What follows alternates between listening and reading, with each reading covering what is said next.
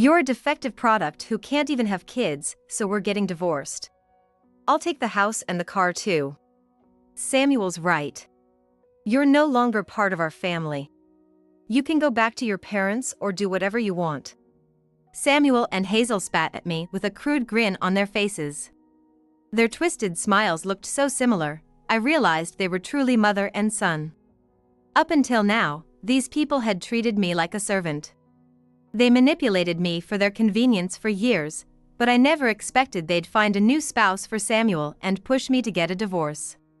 I'm appalled by my lack of judgment, not realizing how selfish they were.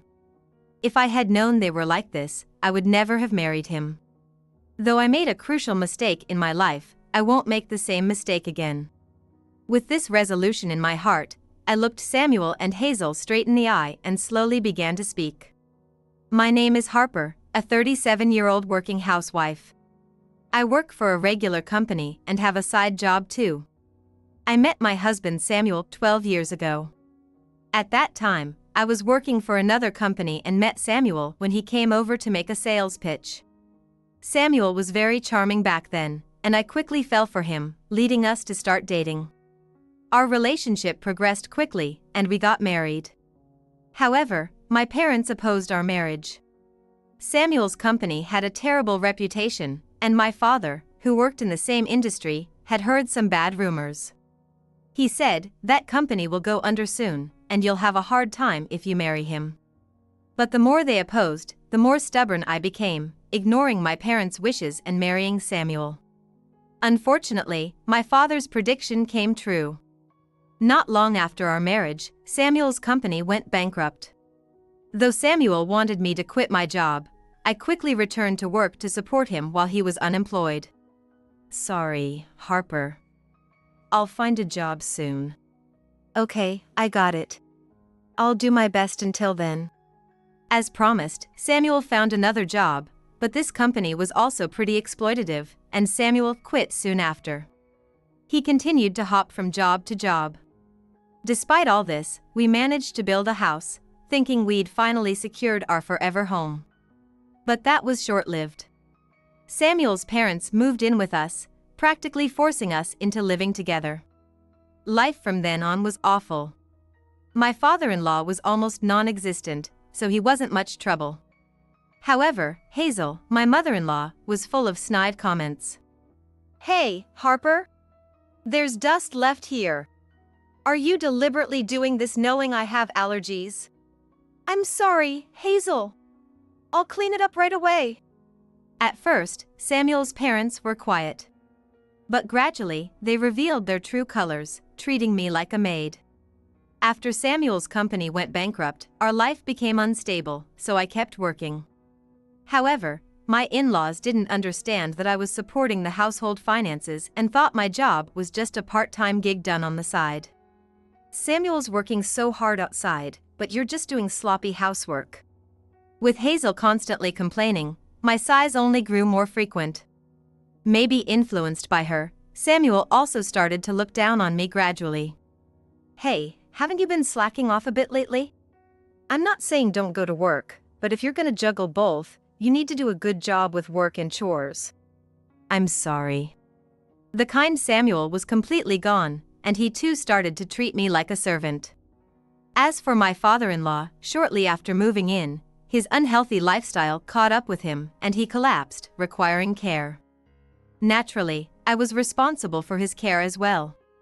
Hazel dumped the caregiving on me and spent her time doing whatever she pleased.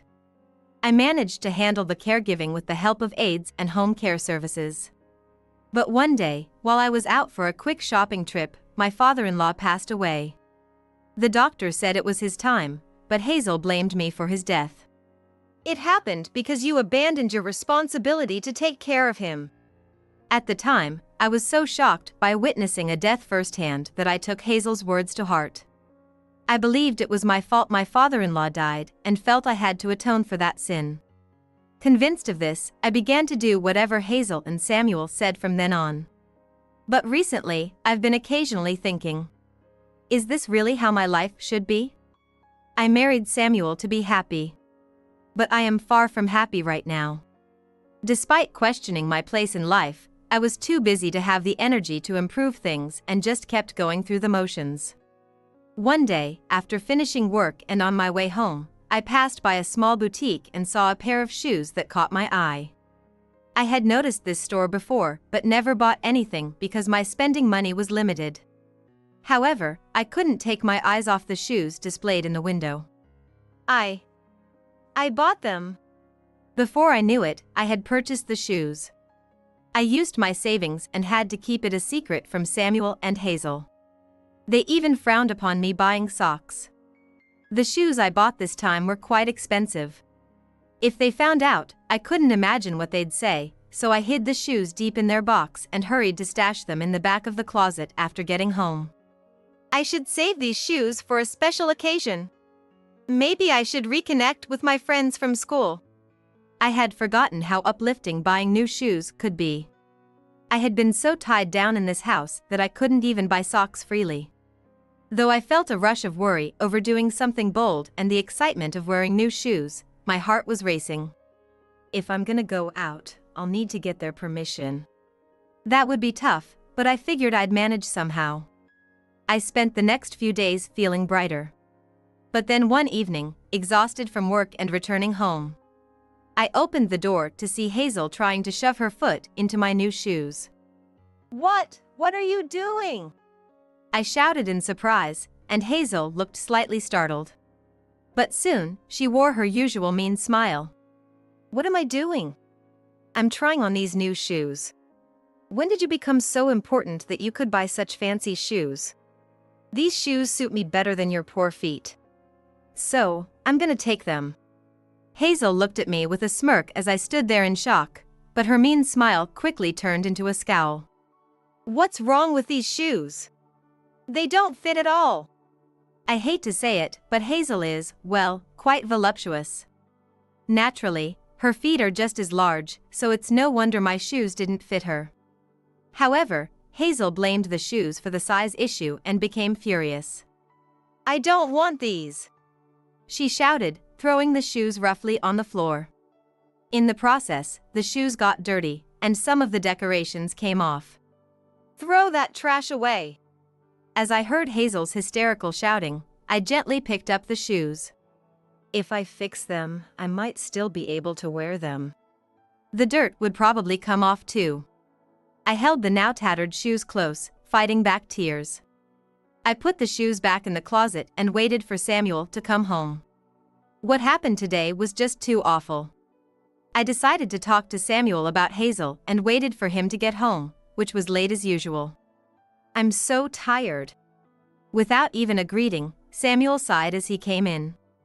Holding back my trembling hands, I spoke to him. Samuel, listen. Hazel tried to wear my shoes without asking. Huh? So what? You're both women, so what's the big deal? It's not about that. I tried to explain further, but Samuel cut me off with an irritated voice. Wait, you bought shoes? With my money? Without asking me? His unexpected response left me momentarily speechless. Seizing the moment, Samuel berated me. You, who barely make any money, used my money to buy shoes without even talking to me. It's my hard-earned money. Usually, you'd at least ask, right? What were you thinking? And now you're complaining that my mom wore them? Who do you think you are? Though Samuel said that we couldn't survive on his earnings alone. It's only with my income that Hazel and Samuel can eat. When we first got married, I explained the household expenses to Samuel. Especially with Hazel added to the mix, he should know we can't make it on his earnings alone. But over the years, Samuel seems to have completely forgotten that. I used my savings to buy them. Huh? Your savings are next to nothing. You barely earn anything. Samuel's complete lack of understanding irritated me, and before I knew it, I retorted. You barely earn anything yourself. I intended to say it quietly, but Samuel seemed to hear it clearly. Say that again, he shouted, and then he threw his bag at me. Luckily, it missed me and hit the wall. But the scene was so violent that I froze in shock and fear. "Don't you ever talk back like that again!" he yelled and stormed out, slamming the door behind him. "This is horrible! What am I gonna do?" I had never talked back to Samuel before and had always been compliant. This was his response to my defiance. "What should I do now?" I wiped away the tears that had started to fall with my sleeve. Tears continued to stream down, and I couldn't stop them for a while. After this shocking incident, I became ill. I managed to go to work, but I must have looked quite pale because my colleagues noticed and suggested I leave early. I feel so tired. Dragging my heavy feet, I reached for the front door. Ah! Before I touched it, the door suddenly opened, startling me. The person opening it was an unfamiliar woman. "What? Who are you?" I stiffened, thinking she might be a burglar. But the woman just looked me up and down, snorted, and walked away with a smug expression. Then she left with no words. "Why are you here?" As I stood there dumbfounded, Samuel appeared from inside, looking surprised. Samuel's current job involves mostly night shifts. So, it wasn't unusual for him to be home during the day, but I looked at him coldly. "Samuel, who was that just now?" What can I say?" Samuel started to fumble for words, and my face contorted with anger as I realized. "Was she your mistress?" When I bluntly asked, Samuel's eyes darted around. Behind him, Hazel peeked out and spoke up instead of the flustered Samuel. That was Samuel's new wife-to-be. "What?" I couldn't help but let out a stupid-sounding voice. What did Hazel just say? Seeing my wide-eyed shock, Hazel frowned unpleasantly. "You haven't had kids yet." "So, Samuel found someone new to marry. She's younger and looks more capable than you. Will you just hurry up and get divorced?" I looked at Samuel in disbelief, but with Hazel's help, he seemed emboldened. Gone was his earlier panic, and he now puffed out his chest arrogantly, saying, "I met her at a party. She said she likes me. When I told her I was married, she said she'd wait until I got a divorce. She's such a sweet girl." Seeing my stunned expression only made Samuel more confident, and he spouted something outrageous. "I'm divorcing you, defective as you are for not being able to have kids. I'll take the house and the car too. Samuel's right. You're no longer part of our family. Go back to your parents or do whatever you want." Hazel chimed in, laughing wickedly alongside Samuel. They had always treated me like a servant. They manipulated me for years for their convenience, but I never imagined they'd find a new partner for Samuel and demand a divorce. They probably thought I would obediently comply, just like always. But to think they could be so selfish. I'm disgusted with my own poor judgment. If I had known they were like this, I would never have married him. I made a terrible mistake in a crucial life decision. But from now on, I won't make the same mistake. With this resolve, I looked straight at Samuel and Hazel and slowly spoke. "All right. Just wait a moment." Their faces registered surprise at my response. Leaving them behind, I quickly headed to the town hall. I'm glad I came home in the morning today. I thought, oddly calm. "You said you wanted a divorce, right? Fine. Here's the divorce papers." After filling out the necessary details at the town hall, I handed the papers to Samuel, who was casually sitting in the living room. "You're serious?" "Of course, I'm serious. You're the one who said you wanted a divorce, right?" Ignoring the bewildered Samuel, I quickly packed my belongings. Since I didn't have many personal items to begin with, I finished packing in no time. I didn't forget to take the shoes I had hidden in the back of the closet. "Hurry up and fill out the necessary details. I'm going to submit these to the town hall right now." I urged Samuel to fill out the paperwork. After thoroughly checking the completed divorce papers, I smiled brightly at the still dumbfounded Samuel and Hazel. "Well then, take care." They could only watch me leave with stupid looks on their faces. After that, I stayed at a hotel near my office. Reflecting, I realized that I hadn't had any alone time since getting married, and I savored this rare sense of freedom. I enjoyed my free time and went to work as usual the next day. Even at work, Samuel kept calling me repeatedly. I was busy and had no time to deal with my now ex-husband. I ignored his calls until I returned to the hotel at night, but with his incessant calling, my phone was nearly unusable, so I sighed and finally answered. Finally! Why is my car gone? I had plans to take my new partner on a drive today. You must have taken it. Samuel's voice was almost tearful as he shouted. Thanks to you, my new partner is totally disappointed in me. She was really looking forward to that drive in the car. What are you gonna do about it? It seemed his new partner was disillusioned, and he was half crying out of shock. I was so exasperated by his sheer selfishness that I found myself looking up at the ceiling. Samuel clearly hadn't understood anything at this point. So, I decided to give him a reality check. What are you talking about? That car is mine. Huh? What are you saying? That car is mine. You stole it, you thief.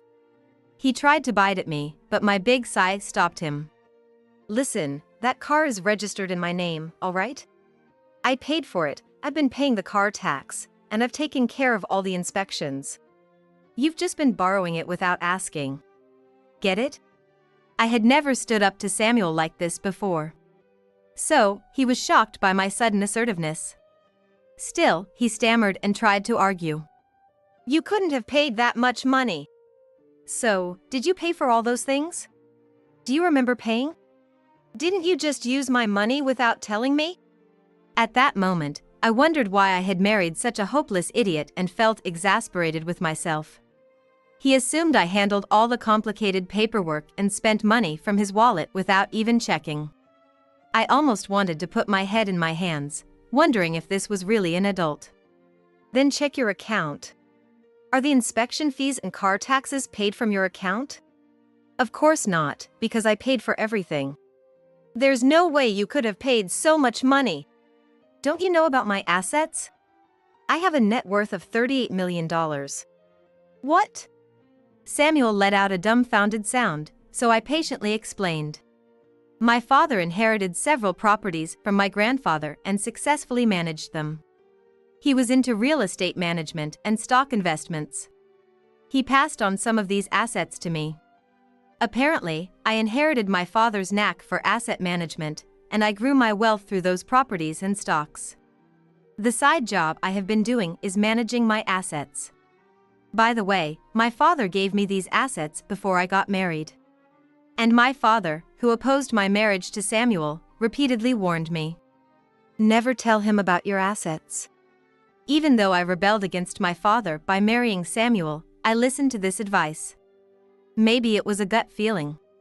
If I had revealed my assets to Samuel, he and Hazel might have taken everything from me. Thanks to following my father's advice, I was able to divorce quickly. I can't thank my father enough. By the way, my father and I reconciled a while after the wedding. My mother had also been worried about me all along. They might be disappointed when they find out I'm divorced, but I couldn't take it anymore, and I think they'll understand if I explain. $38 million. No way, you couldn't have that kind of money. I get that you find it hard to believe. Well, you don't have to believe it. I continued, informing Samuel of another fact. Oh, and by the way, the house you and Hazel are living in is mine too. You need to move out soon. I'm planning to sell it. What? This is my house. What are you talking about? Have you lost your mind? I almost said that he was the one who had lost his mind, but I held back. Arguing with Samuel right now would be a waste of time. So, I started debunking his claims one by one. What are you talking about? I bought the house and have been paying the mortgage. You've never participated in any meetings with the home builder, the realtor, or the bank for the mortgage. I handled all the procedures by myself and paid everything from my account. When we were building the house, Samuel had used his job as an excuse to leave everything to me. Thanks to that, I was able to build the house to my liking, but now it was filled with bad memories. So, I decided to sell the house after the divorce. Despite my explanation, Samuel, still in a panic, refused to acknowledge it. No, that's not right. This house is mine. So, are the mortgage payments coming out of your account every month? Check your bank account. If the mortgage had been paid from your account, your savings would have run out long ago. When we bought the house, I explained to Samuel that the house and the land were in my name and that I was paying the entire mortgage. He said he understood, but it seems those were just empty words. After living in that house for years, he must have come to believe it was his. It seems hard to believe for an adult, but considering he thought my car was his, I was probably right. But even if it's yours, I live here now. You can't just kick out your family and sell the house. That's not allowed. Look, can you stop making me more exasperated? I submitted the divorce papers yesterday. We're strangers now. It's not normal for a stranger to live in a house that's in my name, right? What? You actually filed the divorce papers? You brought an unknown woman into my house and said you wanted a divorce, and now you're surprised? Did you forget what you did? It was just yesterday. I dismantled Samuel's absurd claims one by one. Let me be clear. I don't care about you at all. To me, you're just an annoying person living in my house and making selfish calls. You don't make much money, yet you act like you're supporting the family on your own, treat me like I'm useless, and cheat on me. Who do you think you are? I'm partly to blame for always agreeing to whatever you said, but what you did to me is unforgivable. I will never forgive you for trying to hurt me. After finally delivering such a strong rejection, Samuel seemed to understand his position. I heard pitiful sobs from the other end of the line. Just as I thought he understood and was about to hang up, Samuel said something shocking. She's pregnant. What? Pregnant? Who? My new partner is pregnant. If you kick us out now, it's not just me and my mom, my new partner and her unborn child will suffer too. So please, don't make us leave the house. This unexpected revelation left me momentarily speechless. But then I snapped out of it, sighed, and asked Samuel. Do you realize what you're saying? You're asking your ex-wife to take care of your affair partner and her unborn child? Don't you think that's incredibly selfish? Well, I mean, but come on, you can't just abandon a pregnant woman, right? Samuel's tone had become a bit brighter. Did he really think he could use his affair partner's pregnancy to get out of this situation? But he was mistaken about two things. Look, I don't care if your affair partner is pregnant or not. Besides, even if you get kicked out, you can just live somewhere else. No way! That's too harsh. It's not fair. Did you forget what you did to me? How can you say something so arrogant? You should look up shameless in the dictionary. Also, are you sure that child your affair partner is carrying is even yours? Samuel fell silent for a moment. When he realized what I meant, he shouted in anger. Of course, it's mine. How dare you say something like that? The whole reason we got divorced is because you couldn't get pregnant after all these years. You're saying that because you can't get pregnant yourself. No. I have no problem with fertility. What? I dropped the final bombshell I had saved for Samuel.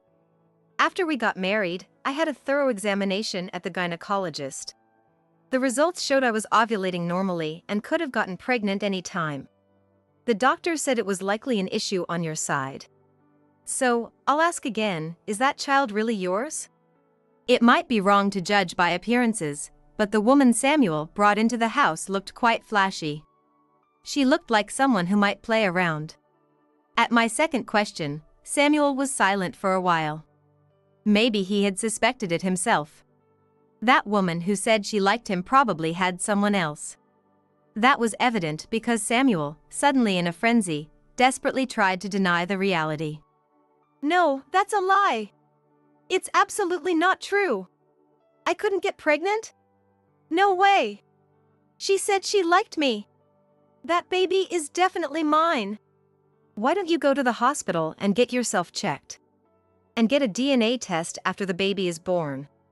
That would make everything clear. No way! I'm not doing that. Listening to Samuel's hysterical shouting, I was getting fed up. Fine. Do whatever you want. Either way, the car is mine, and you're moving out of that house since it's mine too. Please, wait! Harper, help me! You're asking the wrong person for help. You're a fair partner who likes you should be there for you. And you've got your self-centered, demanding mother too. Just to be clear, I don't care what happens to you from now on.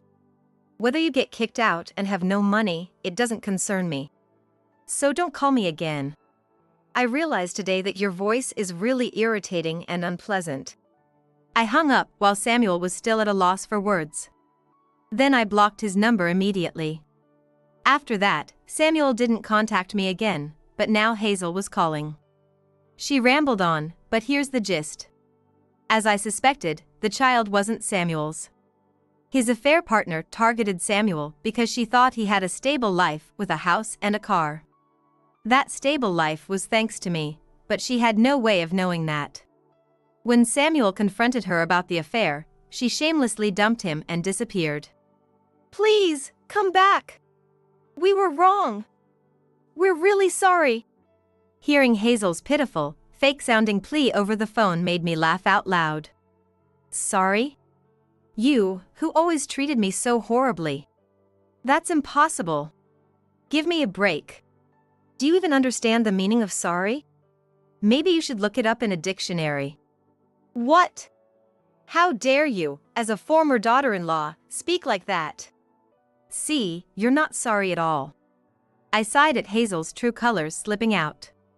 Oh, and get out of the house soon. I've got a buyer lined up. Wait! Please don't kick us out. No. If you keep resisting, I'll hire a lawyer. If you don't want that, then move out quickly. After saying that, I hung up and quickly blocked Hazel's number. I should probably replace this phone, just in case. A new model just came out, so it's a good opportunity. Since I was already out, I thought about treating myself to a nice meal, and a smile naturally spread across my face. Later, the house sold without any issues. Samuel and Hazel eventually gave up and moved out. I heard that they now live in a rundown apartment that's about to collapse. Samuel's salary probably limits them to that. It seems they're struggling to put food on the table and are asking relatives for help, but no one wants to support them. Relatives gossip that they got what they deserved for driving their wife away. I've heard rumors that they've been foraging for wild plants and drawing water from public parks, but I can't be sure if that's true. Since Hazel's call, I haven't talked to or seen either of them, so I don't know exactly how they're living now. Anyway, I don't care about their lives and have no interest in them. Unless Samuel finds a better job, they're heading for a life of ruin. As for me, I'm enjoying my life as a happy single woman. After the divorce, I called my parents to tell them, but I waited until the house was sold to visit them for a proper apology and report. They weren't surprised by my divorce, as they expected it to happen eventually. They were glad I had enough assets and said they didn't mind if I stayed single. However, a man I met through work recently seems to be trying to get closer to me. He hasn't made any obvious advances, but I'm not so oblivious as to miss his interest. Considering what happened with Samuel, I want to avoid dating for a while. This man knows about my divorce and still shows interest. I thought I'd sworn off marriage, but if he truly cares for me, I might need to consider the future seriously. I also want to get married again someday, have kids, and build a happy family if possible. Though I wish I had divorced Samuel sooner, there's no way to get back the lost time. From now on, all I can do is make choices that lead to my happiness. I used to think that devoting myself to my spouse and his family was the key to happiness. But I was wrong. It took me a long time to realize it, but I don't think it was wasted time because I gained valuable life experience. From now on, I'll prioritize myself and live my life. I believe that's what will lead me to true happiness.